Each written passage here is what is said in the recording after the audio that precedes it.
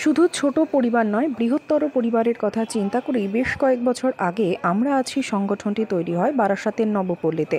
সারা বছর ধরে নানান কাজ করে থাকে এই সংগঠনটি। প্রত্যেক বছর পুজোর আগে মহালয়ার দিন প্রান্তিক মানুষের হাতে তারা যেমন বস্ত্র তুলে দেন, তেমনি বেশ কিছু দুস্থ শিশুর হাতেও পড়াশোনার সামগ্রী তুলে দেন তারা। এবারেও তার ব্যতিক্রম হয়নি।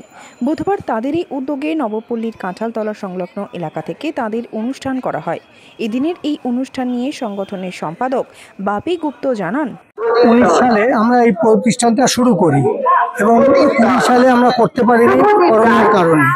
আবার 21 সাল থেকে আমরা শুরু করেছি এবং আমার সঙ্গে আছে শশী গুপ্ত। ওর অনুপ্রেরণায় এই যে বাচ্চাদের খাতা পেন্সিলটা দেওয়া হচ্ছে ওর অনুপ্রেরণাতে।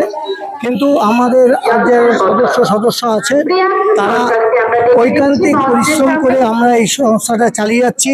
এতদ অঞ্চলের মানুষ আমাদের সহযোগিতা করে, কেউ অর্থ দিয়ে সাহায্য করেন এবং কায়িক পরিশ্রম আমাদের করতে হয়।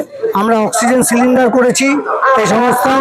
আমরা সবাইকে বলেছি যে কম পয়সায় অক্সিজেন যদি কারো দরকার হয় আমরা তাদের পৌঁছে দেবো। এই অঙ্গীকার আমরা নিয়েছি।